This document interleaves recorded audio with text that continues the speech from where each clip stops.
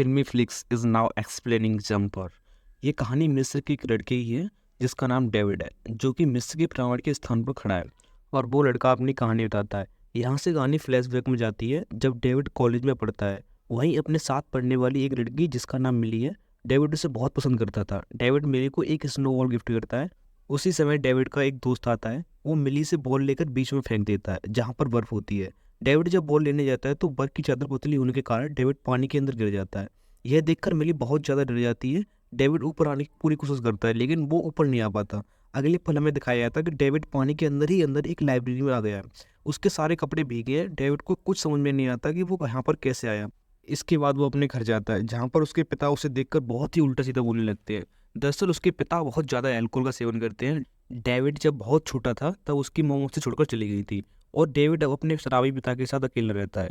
David जब अपने पिता के सवाल का कोई जवाब नहीं देता तो उसके पिता उसके कमरे में आ जाते हैं और वो देखकर हैरान हो जाते हैं क्योंकि डेविड वहाँ पर नहीं होता है।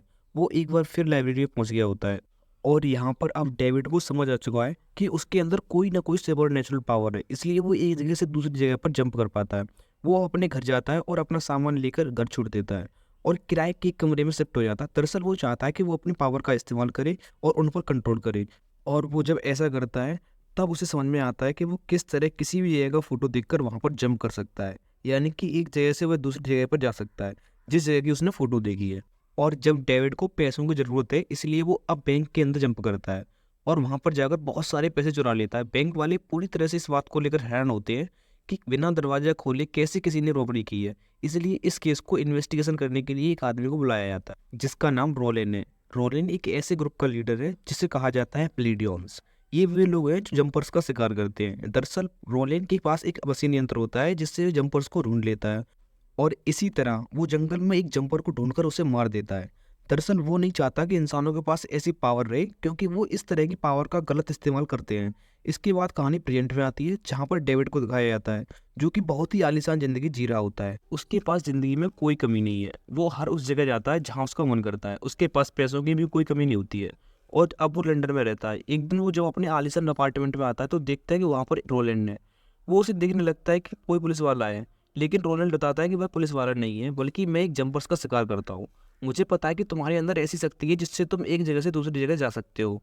बट अब डेविड जब तक वहाँ से भागता है रोनाल्ड तब तक उसे एक इलेक्ट्रिक शॉट देता है जिससे वो जंप करके दूसरी जगह पर नहीं आ पाता, पर किसी तरह से वो अपने आप को घर के लॉकर में बंद कर देता है जहाँ से वो फिर जंप करके यहाँ से निकल जाता है। उसके यहाँ से निकलने के बाद रोनाल्ड उसके घर की तलाशी लेता है।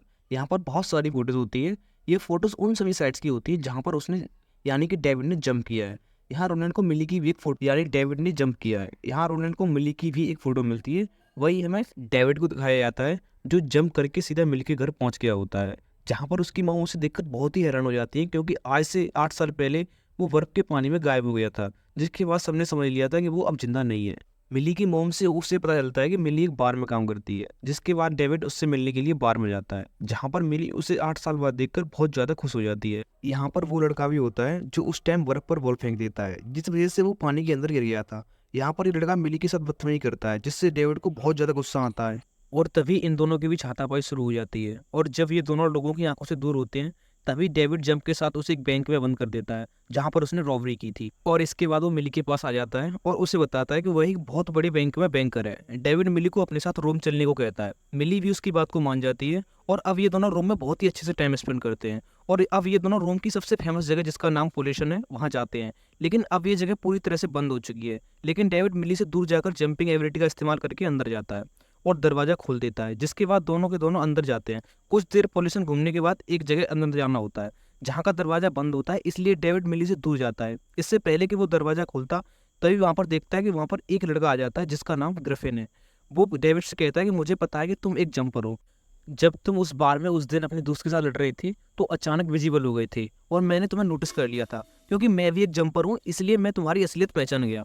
और अब जब ये दोनों आपस में बात कर ही रहे होते हैं तभी यहाँ पर ग्रिफिन के 2 लोग आ जाते हैं जो कि जंपर्स का शिकार करते हैं। लेकिन इससे पहले वे इन दोनों को कोई नुकसान पहुंचाते ग्रिफिन उन्हें मार देता है।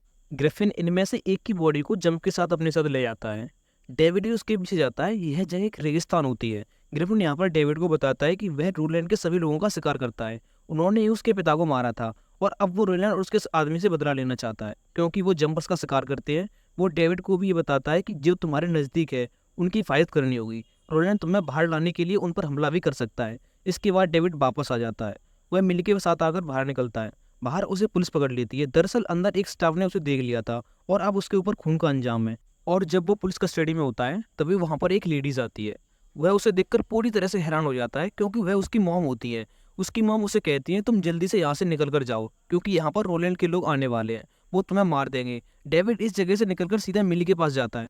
वो उसे एयरपोर्ट ले जाता है और कहता है कि तुम्हें यहाँ से निकलना होगा। पर अब मिली को डेविड पर शक है। तभी मिली उसका बैग देखती है जिसमें बहुत सारे पैसे होते हैं। मिली को समझ नहीं आता कि डेविड कौन है, वो क्या करता है, लेकिन फिलहाल डेविड मिली को घर भेज देता है। अगले सीन में रोलैंड के उस दोस्त को दिखाया जाता है जिसे उसने बैंक में बंद कर दिया था और अब वो रोलैंड के पास होता है। वो रोलैंड को सब कुछ बता देता है कि डेविड कौन है, उसका घर कहाँ है और मिली से उसका क्या रिश्ता है।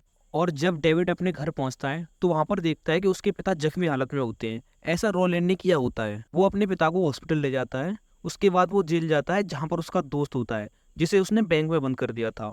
वो उससे पूछता है कि तुमने मेरे बारे में रोलैंड को क्या क्या बताया। वो कहता है कि मैंने सब कुछ बताया, तुम्हारे और मिली के बारे में भी। मैंने बताया कि तुम एक दूसरे से प्यार करते हो। और उसे समझ में आ जाता है कि मिली की जान खतरे में है, इसलिए वो सीधा ग्रिफिन के पास जाता है। वो उससे कहता है कि मैं रोलैंड को खत्म करना चाहता हूँ। ग्रिफिन कहता है कि मैं भी पिछले साल से इसी वक्त का इंतजार कर रहा हूँ। मैं भी उसे मारना चाहता हूँ, लेकिन उसे मारने के लिए मुझे किसी की जरूरत नहीं है, मैं अकेला ही यह काम कर सकता हूँ। यह कहकर ग्रिफिन उस जगह से चला जाता है, लेकिन डेविड उसके पीछे पीछे जाता है। ग्रिफिन को उसकी मदद के लिए मानना पड़ता है। डेविड मिली के घर जाता है और वह दरवाजे को नॉक करता है।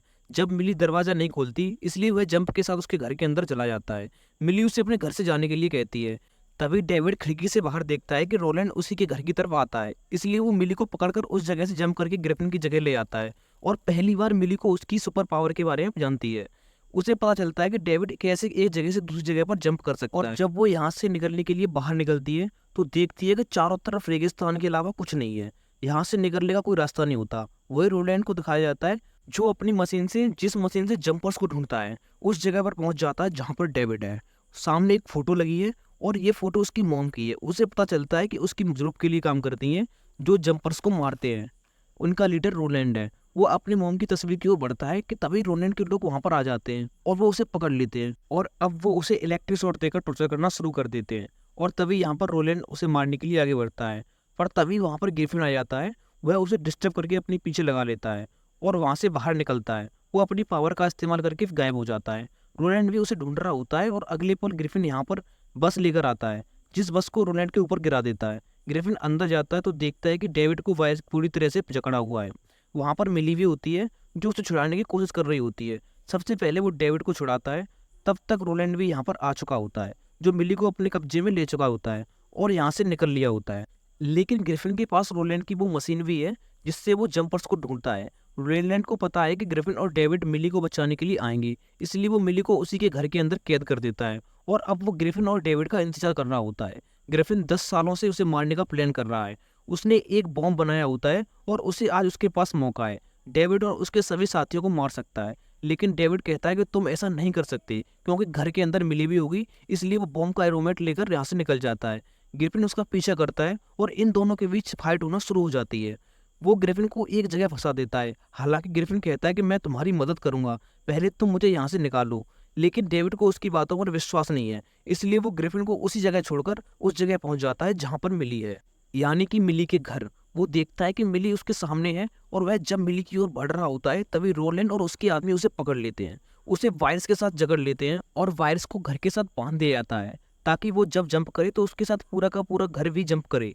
यहाँ पर डेविड जंप करने की बहुत कोशिश करता है जिससे करने में हलचल होना शुरू हो जाती है। वो अपनी पूरी शक्ति का इस्तेमाल करके घर के साथ जंप कर देता है। दरअसल उसने पानी में जंप की होती है जिससे पूरा का पूरा घर पानी में डूबना शुरू हो जाता है, जिस वजह से मिली को मौका मिल जाता है। वो डेविड के पास जाकर उसे आज़ाद कर देती है। डेविड एक बार फिर जंप करता है और लाइब्रेरी घर में पहुंच जाता है। रोलैंड भी उसके पीछे पीछे पहुंच जाता है। डेविड ज़्यादा पावर इस्तेमाल करने की वजह से बेहोश हो चुका होता है, लेकिन वो जल्दी ही होश में आता है। होश में आने के बाद वो रोलैंड को एक साथ जंप करके बियर जगह में ले जाता है जहाँ चारों तरफ चट्टानें और गुफाएं हैं और इस जगह से निकल पाना पूरी तरह से नामुमकिन है। वो रोलैंड को कहता है कि मैं तुम्हें सार्क के आगे भी छोड़ सकता था, वो तुम्हारी जान ले लेता है, बट मैं किसी की जान नहीं लेता। और वो यहाँ से जंप करके सीधा अपने मोम के पास आ जाता है और यहाँ उसे अपनी हाफ सिस्टर के बारे में भी पता चलता है। उसकी मॉम बताती है कि जब तुम 5 साल के थे तब मुझे पता चला कि तुम एक जंपर हो। तुमने अपनी पहली जंप उस समय की, और क्योंकि मैं एक प्लेडियन थी जो रोडेंट के साथ काम किया करती थी, हमारा काम जंपर्स को मारना था। मेरे पास 2 रास्ते थे, या तो मैं तुम्हें मार दूं या तो मैं छोड़ दूं। क्योंकि मैं तुमसे बहुत प्यार करती थी इसलिए मैंने तुम्हें छोड़ दिया। डेविड को ये सवाल हमेशा सताया करता था कि उसकी मॉम ने उसे 5 साल की उम्र में क्यों छोड़ दिया, पर आज उसे उस सवाल का जवाब मिल चुका है। डेविड जंप करके वो सीधा मिली के घर जाता है। मिली उसे देखकर बहुत खुश होती है। डेविड मिली से कहता है कि तुम कहाँ पर जाना चाहोगी। वो तय करती है कि वो यहाँ से ऐसी जगह पर जाएगी, वो जगह बहुत ही गर्म हो क्योंकि वहाँ पर बहुत ही ठंड है। और वो दोनों के दोनों अब सीरियस रिलेशनशिप में आ चुके हैं, और अब वो दोनों जम करके उस जगह से निकल जाते हैं। इसी के साथ ये फिल्म की कहानी यहीं पर ख़त्म होती है। ये फिल्म 2008 में रिलीज हुई थी। आशा करते हैं ये कहानी आपको पसंद आई होगी।